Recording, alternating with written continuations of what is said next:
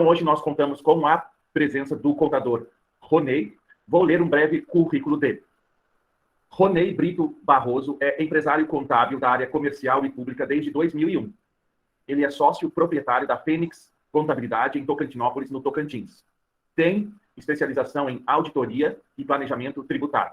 Além disso, também tem MBA em Accountability, Governabilidade e Governança Pública. Então, desde já, a gente agradece a sua presença aqui hoje. A fala é sua. Bem-vindo. Obrigado. Bom dia a todos. Gostaria de, antes de iniciar a fala, fazer uns breves agradecimentos. E eles são ao professor Fabrício, que nos convidou para participar desse projeto com todos vocês, o projeto no qual a gente, de imediato, apoiou. Agradecer ao convite da faculdade, da UFNT. Tenho dois colegas que eu faço questão de também agradecer, porque também, por coincidência, me fizeram o convite, que foram, carinhosamente chamo de Dr. Carlinhos, e meu amigo Vitor, que está aí também, né? Ele fez a indicação do nosso nome. Agradeço a todos e espero que possamos, através desse bate-papo, compartilhar as nossas experiências, trazer a todos vocês uma ideia de como funciona o mundo da contabilidade e que, ao final, né, vamos ter um momento de bate-papo, a gente possa sanar todas as dúvidas em cima do que falamos e do que possa ter faltado, né? Eu queria deixar isso claro e vamos nessa ideia. Bom, como o professor falou, o meu currículo ele já expôs, eu gostaria de, inicialmente, me apresentar. Tá? Eu sou o Ronei Brito, sou natural de Tocantinópolis, nascido e criado na nossa cidade. Venho de uma família de 7 irmãos, né, nos padrões atuais, é uma família grande, né, graças a Deus, todos vivos. Filho de uma mãe costureira e de um pai lavrador, para o nosso orgulho. E eu diria que essa breve fala, para mim, faz muito sentido, porque foi em cima disso que a gente construiu a nossa história de vida. Eu faço questão de destacar isso, porque me faz trazer uma reflexão que, para a minha vida, é muito útil, que é sempre lembrar das suas origens, lembrar de onde veio, lembrar para onde está indo, né, e até onde quer chegar, nunca esquecendo disso. E tenho orgulho de falar que tenho essa configuração de família, vamos falar assim, para que vocês possam entender quem é o Ronei, né, e o que o Ronei está fazendo. E nesse aspecto, eu queria falar uma breve fala sobre a nossa formação, né, como o professor bem disse. Cursei, antes da faculdade, cursei todo o ensino, o fundamental e o médio, nas escolas públicas, acredito que, como muitos dos que estão aqui. Fiz o ensino superior na Faculdade Unitins, a nossa faculdade estadual, na época, fiz o curso em 2009, concluído exatamente nesse ano, em 2009, em bacharel em contabilidade. Fiz as 2 especializações, que o professor já compartilhou com todos vocês. E nesse ponto, o que eu gostaria de trazer, de compartilhar, né, com todos vocês, é que se tem algo na minha vida que fez a diferença, meus colegas, foi o ensino, foi a educação. Ter superado tudo isso foi algo que ia estar construindo coisas positivas na minha vida. Eu até lembrava, antes de entrar aqui, que, diferente dos dias atuais, eu sou jovem, igual a todos vocês, né? Mas eu sou de uma época em que o material escolar não era muito acessível, a alimentação escolar não era nos critérios que se tem hoje, não existia o transporte escolar, então nós tínhamos as nossas adversidades, né? Mas nada disso foi um empecilho, na verdade, foram motivações para que a gente seguisse em frente e fruto dessa criação da nossa família. Do ponto de vista profissional, eu queria dizer a vocês que o curso de Direito, do qual estão cursando, é um curso do qual eu tenho uma admiração muito grande, inclusive tenho uma vontade ainda de fazer, seria a minha última graduação, fazer o curso de Direito. Recentemente eu fiz o vestibular, mas a profissão não me permitiu estudar. Mas com fé em Deus, eu estarei aí do lado de vocês em algum momento, sendo o tiozão da turma, né?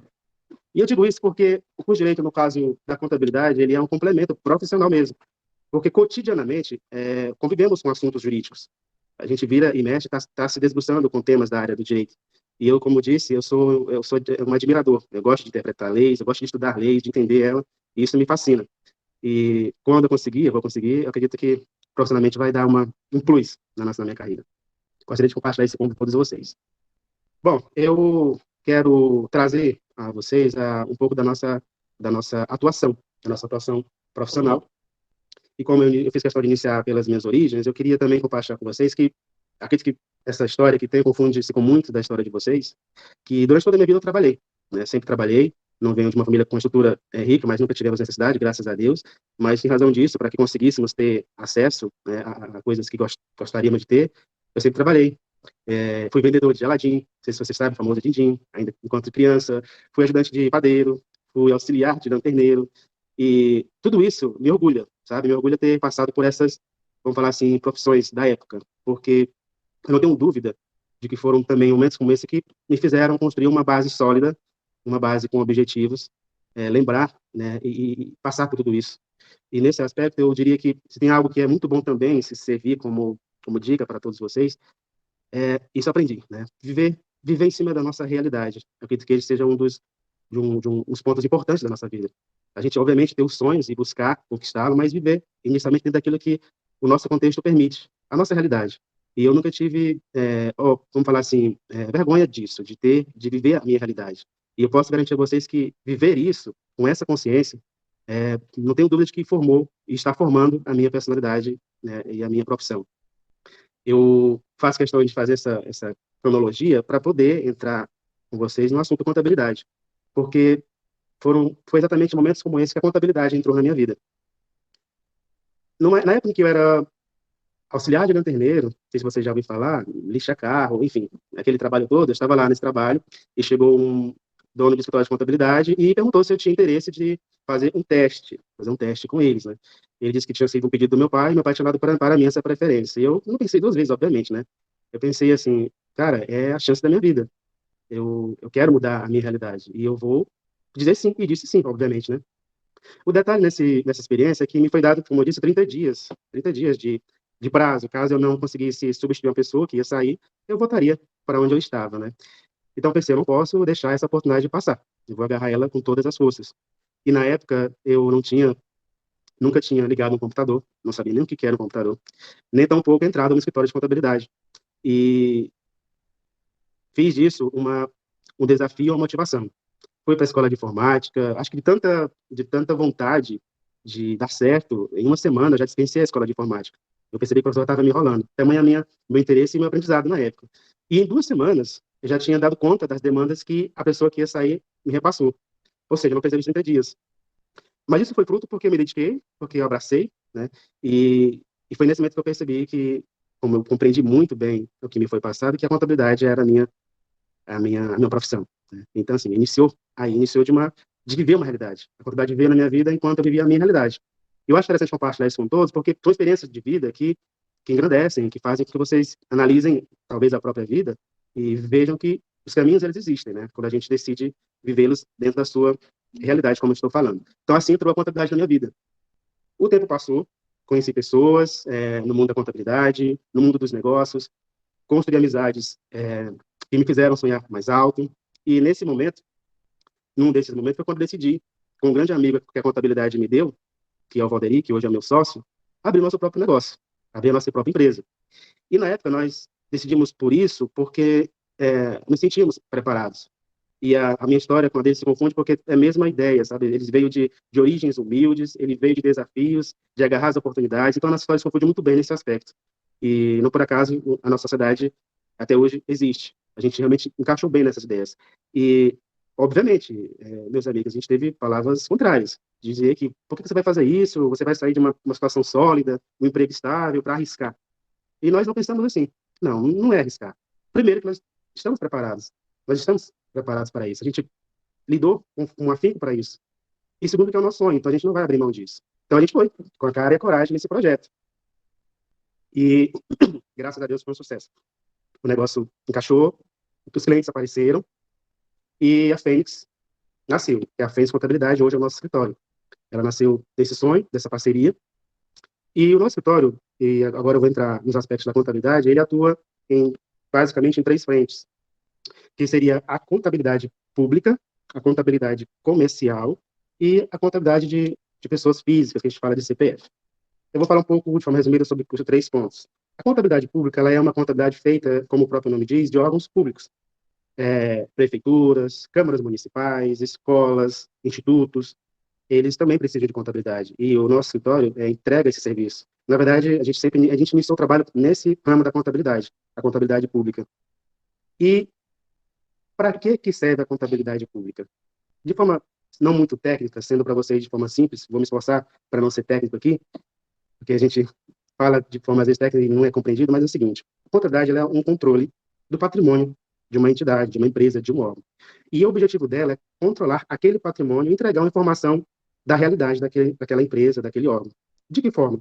Fazendo uma análise das receitas, que chama de receitas, que é o dinheiro que entra, com as despesas que são executadas com aquele dinheiro. Se ao final você tiver um saldo positivo, a sua situação patrimonial é sólida. Se for ao contrário, negativa. E essa informação, ela é muito útil para a tomada de decisões. Vocês devem ter já ouvido e visto aí nas mídias, nas redes sociais, nos jornais, quando se fala, a Petrobras teve um lucro de 40 bilhões, né, o BNDES um lucro de tantos bilhões. Vocês saibam que isso só foi possível porque aconteceu ali uma contabilidade. Apurou-se ali os resultados.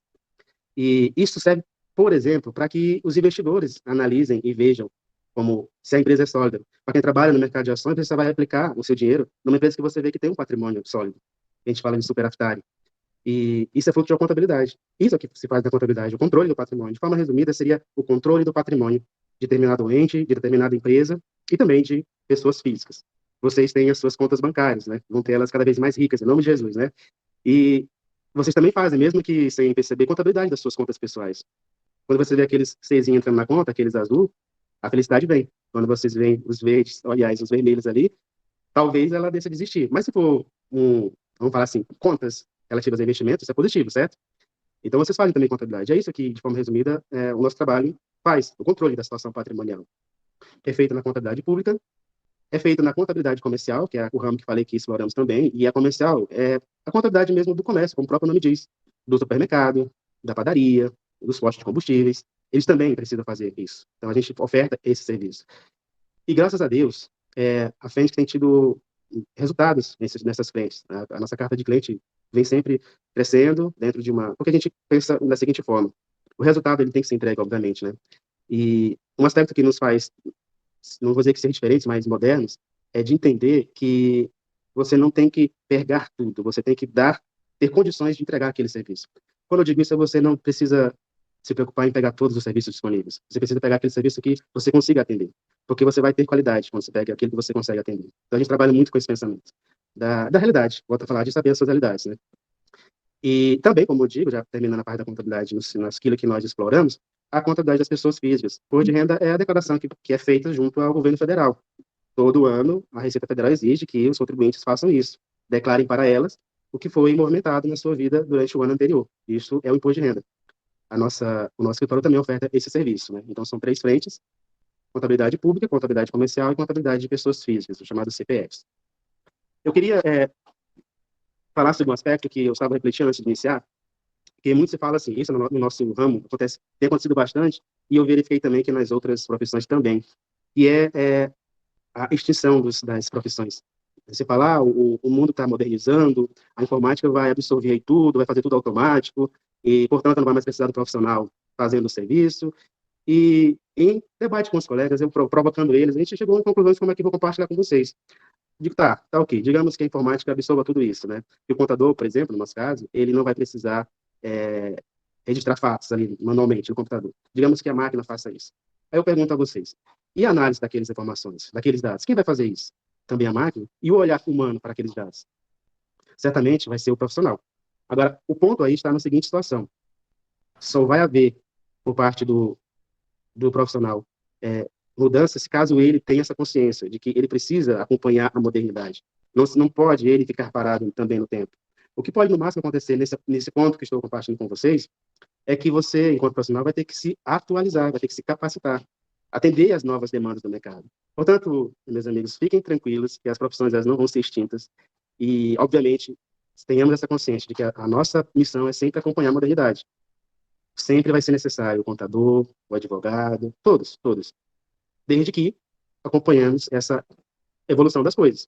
Então, você observa que é necessário. Eu diria até que já vi algumas falas em outros momentos aqui, que nós estamos, obviamente, eternos estudantes. E que bom que assim é. A gente está sempre se atualizando. Você imaginou ficar parado no tempo? Não é bacana, não é legal, pelo menos eu não vejo como algo atrativo. Então, esse é o ponto que eu gostaria de compartilhar com vocês. Do ponto de vista profissional, eu gostaria de trazer aqui, para que vocês entendam, um ponto que, na frente de contabilidade, tem feito uma grande diferença. E eu vou compartilhar com vocês uma curiosidade profissional que ocorreu conosco, que foi a seguinte situação. Nós temos, na verdade, um amigo, um contador, que, na época, ele foi procurado por um amigo dele de infância, que conseguiu ser chefe de uma grande empresa mesmo. e ele deu para esse colega amigo, para esse amigo dele, essa oportunidade, que ele fosse o contador dele nessa grande empresa. Esse colega veio até nós e perguntou se nós não poderíamos dar a ele uma assessoria, ensinar ele a fazer o serviço, porque aquela oportunidade, ele não sabia fazer nada daquela oportunidade, mas ele queria aprender. E a gente sentou com ele e analisou de duas formas. Analisamos na situação de, será que estamos construindo, ensinando um adversário? Ou será que vamos estar construindo um parceiro? E nós olhamos pelo segundo ponto, de nós vamos estar construindo um parceiro. E nós, o Ronei e o Rodrigo, meus sócios, pensamos, não, nós vamos dar assessoria para esse nosso colega, vamos ensinar ele como fazer o serviço, e ele vai dar conta dessa grande demanda. E assim fizemos um contrato entre nós, nesse serviço, e seguimos. Em 2 meses, ele veio até o escritório e falou que percebeu que não era a praia dele, e queria entregar esse serviço, porque não queria atrapalhar a vida do amigo dele de infância. Da parte dele, achamos uma atitude muito nobre. A gente pensou assim, cara, muitas pessoas não fariam o que você está fazendo. Olhariam do ponto de vista financeiro, não abririam mão, mas você está fazendo algo nobre. E ele assim fez, entregou o serviço. E a nossa relação de assessoria, ela encerrou por ali. No sábado pela manhã, esse empresário me ligou e perguntou se poderíamos sentar na segunda-feira com ele. Segunda-feira estivemos lá, e a primeira reação dele foi bater na mesa e perguntar se nós não tínhamos interesse em ter uma nova empresa no nosso negócio. E, obviamente, a gente disse sim. O que eu quero dizer com isso? Será que se tivéssemos lá naquela primeira conversa, de pensado de forma, falar assim, egoísta, essa oportunidade ela viria? E o detalhe nesse episódio conosco, é que já se fazem 12 anos que nós estamos com essa empresa. Será que teríamos ganhado esses 12 anos? Certamente não. Então, vocês observem que o mundo hoje ele funciona nesse aspecto, na chamada parceria. Não se dá, pelo menos eu não aconselho a querer pegar tudo. Primeiro que vocês não vão dar conta. E segundo que você não faz aquilo que é mais importante, que é viver a vida. Eu imagino que ninguém queira ficar 24 horas trancado no escritório, pegando tudo, mas não fazendo nada. E não faz sentido, né? Não faz sentido. Então, o mercado hoje, vocês hoje estão numa missão de estudar para serem excelentes profissionais. Acreditem, ainda falta vocês lá no mercado. Quando vocês vierem para o mercado, ele vai estar aberto. Mas eu trago essa reflexão, essa experiência e compartilho com vocês para vocês terem essa ideia de como hoje as coisas funcionam quando a mente é aberta, quando ela não é fechada para a única coisa. Eu vou fazer tudo, vou querer tudo e não vou dividir nada com ninguém. Para que isso, né? Por que não dividir o bolo, onde todo mundo possa ganhar de forma satisfatória e sobrar tempo de fazer a parte mais importante, que é viver a vida, né? Então, eu queria compartilhar essa experiência com todos vocês, porque fez e continua fazendo a diferença na nossa vida profissional. Essa filosofia da nossa empresa de trabalhar nesse formato de parceria.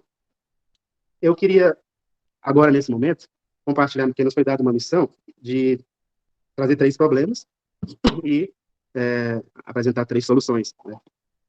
Eu vou trazer o primeiro, que eu vou tentar também não ser muito técnico, que olha só, no nosso trabalho, existe uma cobrança para que as empresas, para que os órgãos façam envio de informações para os governos federais, e estaduais e municipais.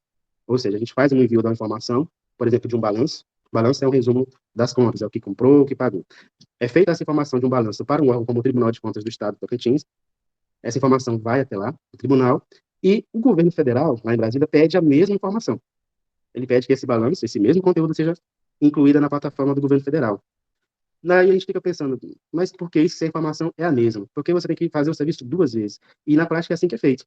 A informação que é feita para o Estado do Tocantins, ela é feita o mesmo conteúdo lá para o governo federal, só que dentro da plataforma deles. A gente visualiza isso como algo redundante, uma coisa desnecessária. Mas é assim que as coisas são. E o que a gente apresenta como solução para isso? E é uma solução que eu diria muito simples. Por que esses órgãos eles não construam entre si, não façam entre si ferramentas, mecanismos que permitam que eles compartilhem informações? É só fazer as parcerias, os convênios, porque a informação é a mesma, ele não vai fazer, nem colocar uma vírgula a mais. Mas acredito, na prática, atualmente é assim. Eu estou trazendo um exemplo, mas existem vários exemplos nesse sentido. Que você faça isso 2 vezes. E a gente vê, assim, sempre falando, as coisas estão modernizando, mas ainda existem coisas arcaicas, né? Porque não evolui também para esse ponto. Mas esse é o primeiro problema que eu compartilho com vocês, que a gente convive com isso. A gente faz serviço 2, 3 vezes, o mesmo conteúdo. A gente faz porque tem que fazer, são obrigações legais, que se não fizer, as penalidades elas vão existir. Mas a gente fica achando ruim, porque eles não conversam entre si e criam uma plataforma única, né? Mas essa é a nossa realidade hoje, esse é um dos nossos problemas, né? E a solução que eu compartilho com vocês, eu vejo que é muito simples, porque ainda se está falando de um mundo tão moderno, por que não eles compartilharem informações, né? O segundo problema que trago a vocês, que a gente convive também com isso, e talvez isso vocês sentem na pele, que são os impostos. O nosso país, ele está entre aqueles que tem o maior número de impostos. Mas é número de impostos, mas dá o imposto A, B, C. Se não o maior, mas está entre os maiores que tem impostos. São dos mais variados tipos. E o que a gente analisa nesse ponto é que O objetivo do imposto, acredito que isso vocês saibam, qual é a finalidade do imposto quando a gente vai lá e paga esses boletos? É que ele se converta em serviço social para a comunidade. É simples assim. E todos eles podem ser 30 tipos de impostos, mas o objetivo dele é sempre um social, de retornar através de serviços públicos.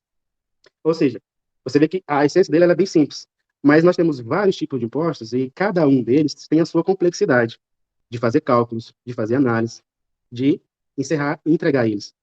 Aí vocês imaginem como o contador trabalha nesse aspecto, né? A gente faz todos eles, todos eles. O cálculo de cada um, gera o boleto de cada um, depois controla a informação de cada um. É muito serviço. Mas a gente pensa dessa forma, porque se é a mesma finalidade, para que tantos impostos, né? E nesse aspecto, a gente encontra uma ideia de solução que, para nossa sorte, existe atualmente essa ideia junto ao Congresso Nacional. Né? É um projeto de lei que já está tramitando, e a ideia desse projeto é que seja criado um imposto único. Essa é a ideia, de forma simples, essa é a ideia do projeto. Que todos esses tipos de impostos eles se unifiquem e se tornem apenas um imposto. Olha só como as coisas ficam bem mais fáceis. E, para nossa surpresa, o governo federal já tem um tipo de imposto que atende quase que essa demanda.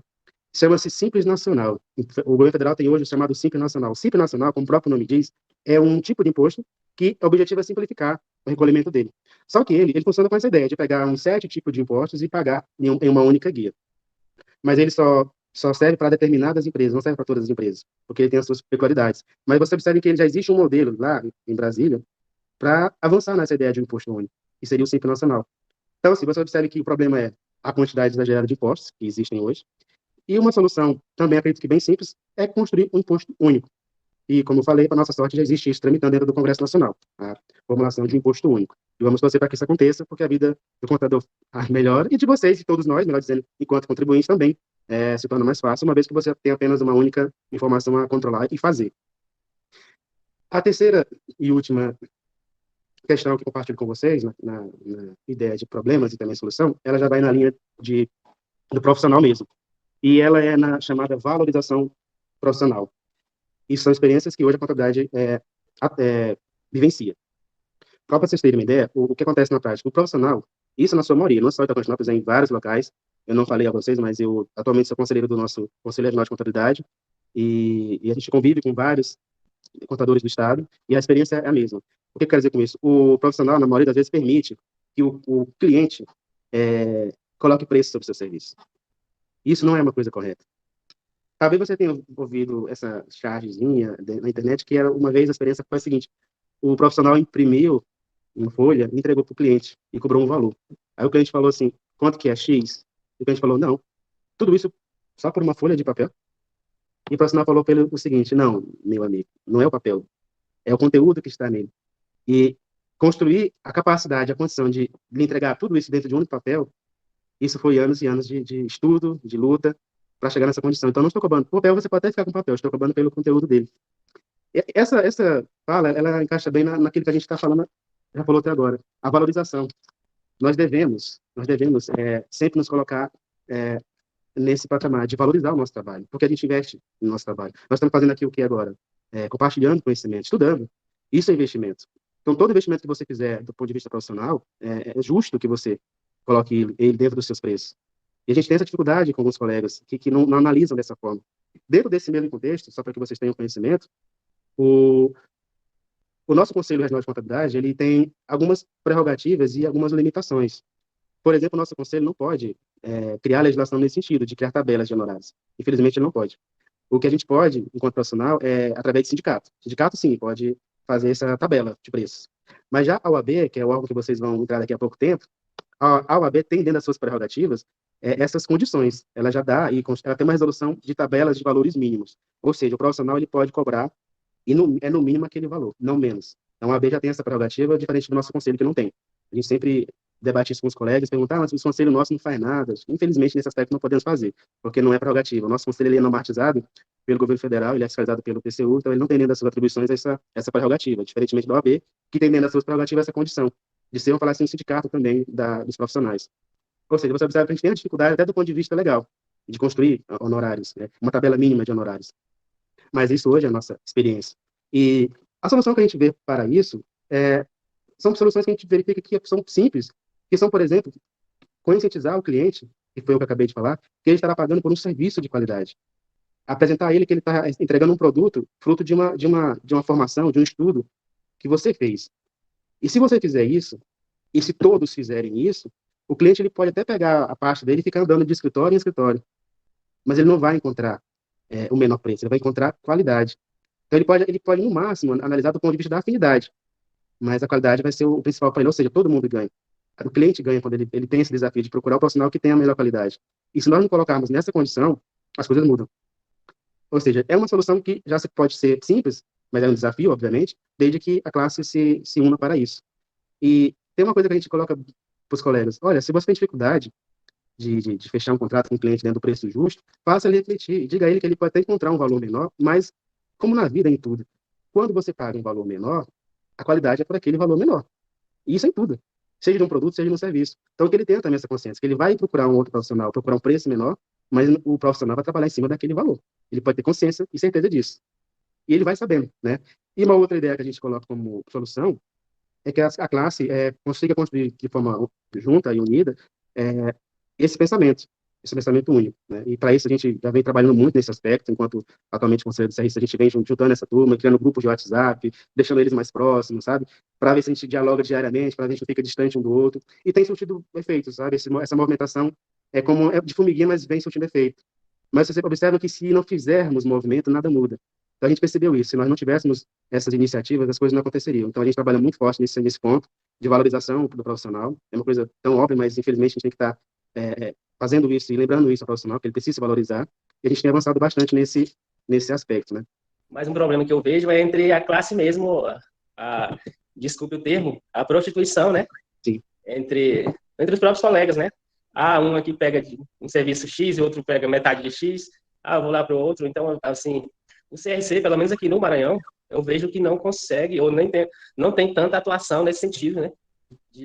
Até porque eu entendo que o corpo efetivo do CRC é pequeno para fiscalizar essa demanda, mas eu vejo esse problema entre os próprios profissionais, né? Quero dizer, não ficar sufocado com aquilo que está tirando tua parte, tua paciência e teu tempo, e passar para um parceiro que você acha que naquele momento tem mais estrutura e está mais apto a fazer aquele serviço. E assim eu fiz. Vou na primeira colocação sua sobre o termo que você usou, porque também esse é o termo que muitos usam mesmo, a prostituição de honorários. Realmente é um desafio grande que essa classe, você vê, você está no Maranhão, você passa pelo problema aqui no Brasil todo. Atualmente, como eu já disse, Elandro, eu sou conselheiro do CRC, e os colegas vieram até nós falar isso, daí, poxa, você é conselheiro, tenta fazer alguma coisa por nós, tenta criar uma tabela de honorários, né? Mas, infelizmente, como eu estou falando, o conselho mesmo de contabilidade, e aí eu falo, todos os conselhos, ele é regido por uma lei específica, e nela diz claramente que a atribuição dele não é construir honorários. A gente tem dificuldade de conseguir compartilhar isso com os colegas, porque eles visualizam, mas a OAB faz isso. Mas a OAB, como eu já disse, ela tem dentro das suas atribuições essa prerrogativa, ela pode fazer isso, a OAB pode. Então, você não dá para misturar as duas coisas. O que o conselho pode fazer, e ele tem dentro das suas prerrogativas, é fiscalizar, né? Fiscalizar uma denúncia, vai dentro das suas atribuições. Mas, nesse aspecto, quem pode, de fato, e fazer uma legislação para isso é sindicatos, sindicato de empresas contábeis, sindicato de profissionais, isso já tem essa capacidade. Não sei se vocês têm sindicato aí, mas o nosso estado tem um sindicato de empresas contábeis. E ele tem uma tabela de preços mínimos sobre o nosso sindicato, que a gente, enquanto contador, utiliza. Atualmente, nós temos uma tabela de referência do Sindicato de Empresas Contábeis. Ela é uma tabela legal, os órgãos que fiscalizam entendem que ela é legal e eles não fazem diligências quando é utilizado ela. Seria, de repente, você buscar essa informação dentro do Estado do Maranhão, se existe essas atribuições e esses sindicatos atuando. Senão, você ser um pioneiro, te dou essa ideia, essa missão de ser um pioneiro, que resolveria muitos dos problemas que todo mundo enfrenta, todo mundo enfrenta. E na sua fala sobre abrir mão de um grande cliente para poder ter paz, que você bem disse, isso é uma atitude nobre, isso é uma atitude de sabedoria, de entender que a vida não é só ter tudo, né? A vida é, como ela mesmo diz, é viver. E se você, para ter isso, ter que abrir mão, cara, faça, porque vai valer a pena, né? Não adianta, como eu já disse, você falou novamente, você pensar em ter tudo.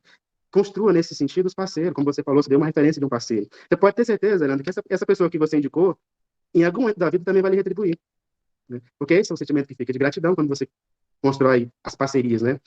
Que é essa correlação entre a contabilidade e o direito, né? Eu percebi que o senhor também tem essa visão. Eu gostaria que se pudesse fazer uma correlação entre essas duas áreas e citando aí alguns pontos aí mais objetivos desse estreitamento entre a contabilidade e o direito. Eu vou trazer uma situação objetiva para que você entenda como as coisas elas têm ligações dentro da nossa experiência. Nós, enquanto contadores, realizamos prestação de contas com o governo. A gente envia para o governo aquela prestação de conta. E aquela prestação de conta é analisada dentro de uma parte contábil e ela é analisada também por um corpo jurídico. É uma experiência que temos. Ela é analisada por técnicos, auditores e também por procuradores. E olha só o nosso desafio. Quando eles nos encaminham o resultado daquelas análises, eles encaminham nesses termos, com aspecto contábil e com aspecto jurídico. E cabe a nós se virar para responder aquilo ali. É um desafio muito grande, né? No meu caso, eu gosto porque, como eu disse, é um curso que tem uma afinidade muito grande. Eu encaro aqui como desafio e uma motivação. Então, a gente cria defesas respondendo do ponto de vista contábil, constrói defesas respondendo do ponto de vista jurídico. Eles fazem apontamentos na questão da legalidade, você tinha que ter utilizado determinada lei e não tal lei. A gente vai lá e verifica o que é aquela lei, o que são aqueles artigos, se realmente eles fazem sentido ou não. A gente tenta fazer um contraponto ali, quando às vezes a gente vê que ele está se fazendo referência a uma lei que não tem nada a ver com o assunto. Ou seja, a gente constrói uma situação, uma defesa jurídica dentro desse processo. Esse é só um exemplo, nós temos muitos outros, Elielton, nesse aspecto. Porque se Ronei tivesse a formação jurídica, o trabalho seria ainda mais fácil e teria mais qualidade. Então, por isso eu digo que tem as conexões por esse ponto, porque as análises contábeis, quando elas são feitas, elas têm, em muitos órgãos, elas são feitas nesses dois pontos, sobre aspectos contábeis e sobre aspectos jurídicos, e cabe a nós se virar nessas defesas, né? Por isso que se nós tivermos condição de ter essas duas habilidades, o nosso trabalho ele dá um plus, né, gigante, um plus gigante. Meu amigo René, eu gostaria de fazer uma pergunta, mais na questão da nossa micro-região, do Bico do Papagaio em geral, região norte, que a gente tem, é perto do Maranhão, é próximo do Pará, entre outros estados. A gente escuta muito que não compensa fazer faculdade para cá, estudar para cá, porque aqui não tem mercado, não tem isso, não tem aquilo. A sua ótica, que está há tantos anos no mercado de trabalho, atuando e andando de perto com o meio jurídico, você dá um panorama para nós dessa questão de mercado, se há realmente essa reserva de mercado e de como nós podemos construir a nossa inserção no mercado. Vitor, falando de mercado, essa fala eu não concordo, de que não existe, né? E falando de micro-região, olha só, falando somente de Bico do Papagaio, são 25 municípios, são muitos municípios, são mais de 200 mil pessoas. Ou seja, um mercado gigante. Vocês podem ver que, falando do ponto de vista político, não quero falar sobre política aqui, mas não por acaso, quando se fala política, todo mundo vem para cá, porque tem mercado, tem pessoas, tem ambiente para ser explorado. E trazendo para você a minha experiência, como você me disse, já tem um tempo militando na profissão.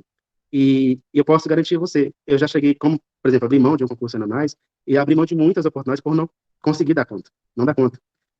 Quer dizer, elas existem e outros colegas absorveram elas. E essas alternativas, essas opções, elas estão nesses dois mundos, que é o que a gente está conversando aqui agora, no mundo da contabilidade e no mundo do direito. Se você pretender ser um advogado da área pública, por exemplo, olha só a quantidade de municípios. E eu digo mais, isso talvez seja informação útil a vocês.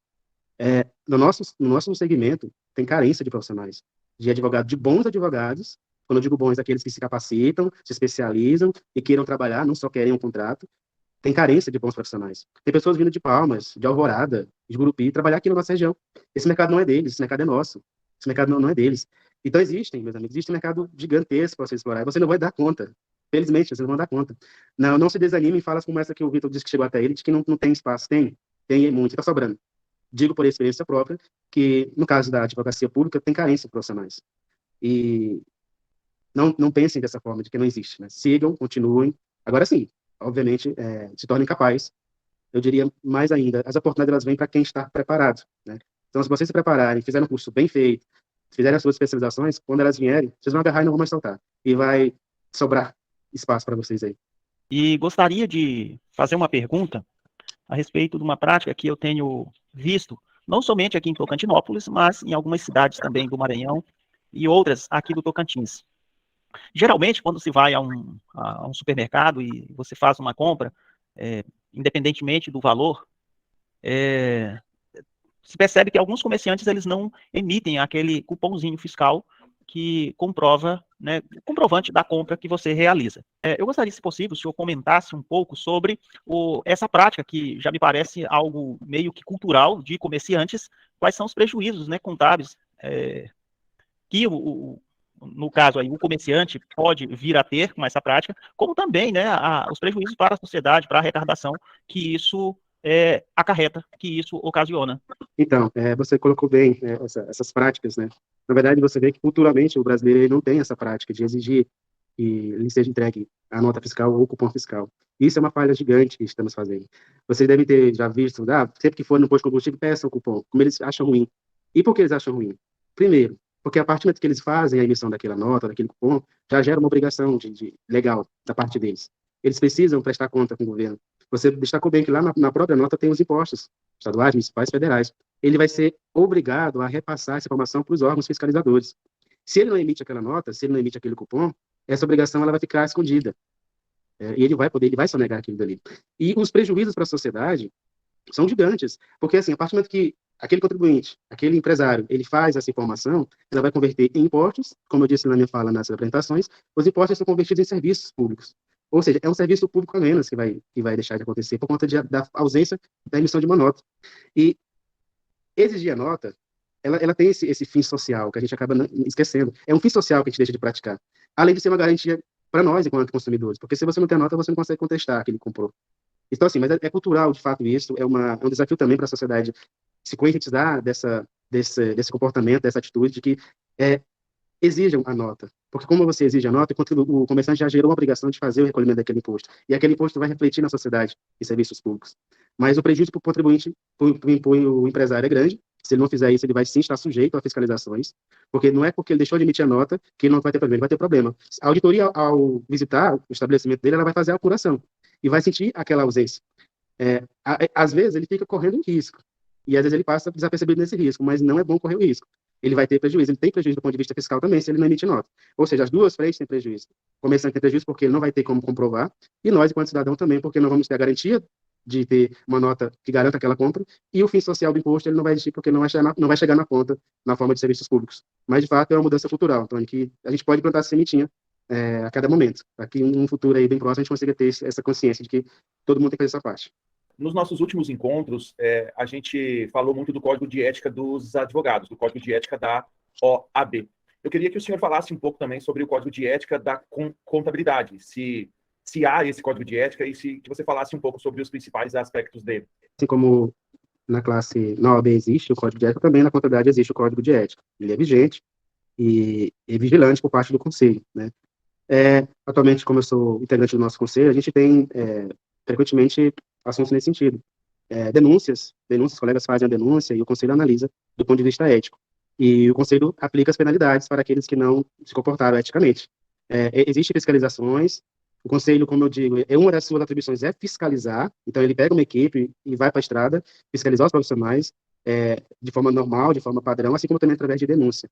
E o nosso Código de Ética, ele eu diria que ele é moderno, sim, ele é moderno, mas a gente até debate que é carência, porque você concorda comigo, Fabrício, que o mundo ele é em constante evolução. Então, a própria ética também, ela acaba precisando dessa atualização. A gente tem falhas dentro do nosso Código de Ética, do ponto de vista legal, de cobrança, né? Mas eu diria que, de forma geral, em termos gerais, o nosso Código de Ética, ele tem conseguido atender às nossas exigências como profissional.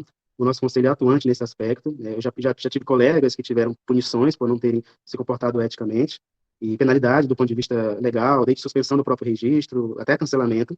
O nosso conselho é vigilante quanto a isso, e eu diria que isso é necessário, né? Infelizmente, como todo segmento, existe aqueles que querem fazer a coisa certa e existe aqueles que querem fazer a coisa errada. Mas o que eu vejo como boa mensagem é que os que querem fazer a coisa errada são menos, e os que querem fazer a coisa certa são mais, são maioria. Então, ele não sobressai, né? Ele é identificável, né? E a gente identifica, o conselho atua nesse sentido, mas, respondendo a sua pergunta, o nosso Código de Ética, ele existe, ele é atuante, ele é vigilante, ele carece, como eu disse, de algumas atualizações, mas ele vem funcionando, atendendo, dentro das suas limitações, muito bem a nossa categoria.